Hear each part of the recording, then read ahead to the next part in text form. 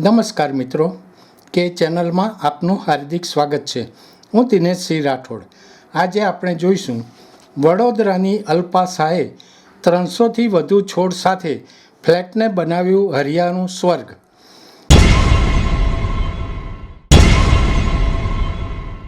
વધતા કોન્ક્રીટના જંગલ વચ્ચે શહેરોમાં કુદરતી હરિયાળી ધીમે ધીમે ગાયબ થઈ રહી છે.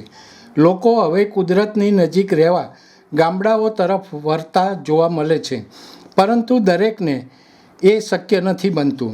આવી સ્થિતિમાં કેટલાક લોકો પોતાના ઘરને જ હરિયાળું બનાવીને કુદરતનો અનુભવ માણી રહ્યા છે. આ નવી પ્રવૃત્તિ શહેરના વ્યસ્ત જીવનમાં પણ કુદરત સાથે જોડાવાનો એક સુંદર વિકલ્પ બની રહી છે. વડોદરાની પૂર્વ શિક્ષિકા અલ્પા શાહે આ વિચારને હકીકતમાં ફેરવ્યો છે. તેમણે પોતાના ઘરને માત્ર થોડા નહીં પરંતુ 300થી વધુ વિવિધ પ્રકારના છોડથી સજાવી દીધું છે. ઘરના દરેક ખૂણાને હરિયાળાથી ભરતા તેમણે એક અનોખું ઉદાહરણ પૂરું પાડ્યું છે. તેમના ઘરે આવનારા મહેમાનો પહેલાં તો આશ્ચર્યચકિત થઈ જાય છે અને પછી આ હરિયાળી વચ્ચે આનંદ અનુભવતા થાય છે. અલ્પા શાહ કહે છે કે મારા ઘરમાં 300થી વધુ છોડ છે, જેમાં સ્નેક પ્લાન્ટની અનેક જાતિઓ સામેલ છે, જેને વધારે ઓક્સિજન આપનારા તરીકે ઓળખવામાં આવે છે. મારી પાસે શાકભાજી, ઔષધીય અને ડિઝાઇનર છોડ સહિત અનેક પ્રકારના છોડ છે, જે મારા ઘરના દરેક ખૂણાને સજાવે છે. બાથરૂમથી લઈને લિવિંગ રૂમ સુધી હું મારા રસોડામાં પાલક, મેથી જેવા શાકભાજી પણ ઉગાડું છું, જેથી તાજો રસ બનાવી શકું. તેઓ આગળ કહે છે, આ છોડના કારણે હું દરરોજ તાજગી અનુભવું છું અને મને ક્યારેય એકલું લાગતું નથી. હું છોડ માટે સંગીત પણ વગાડું છું અને તેમની સાથેનો સમય માણું છું.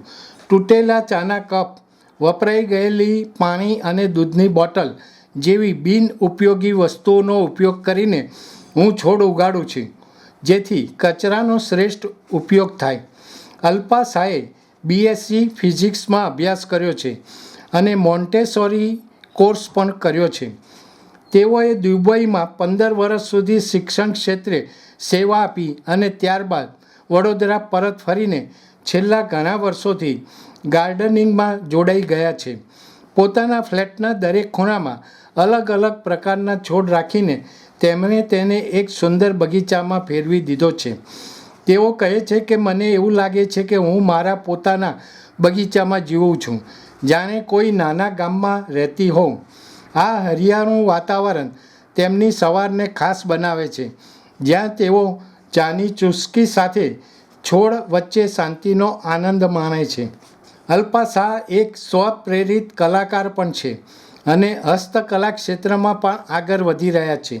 તેમને કલા પ્રત્યે વિશેષ રસ છે અને તેઓ 4થી 72 વર્ષની વયના લોકોને મધુબની અને વરલી પેઇન્ટિંગ શીખવે છે.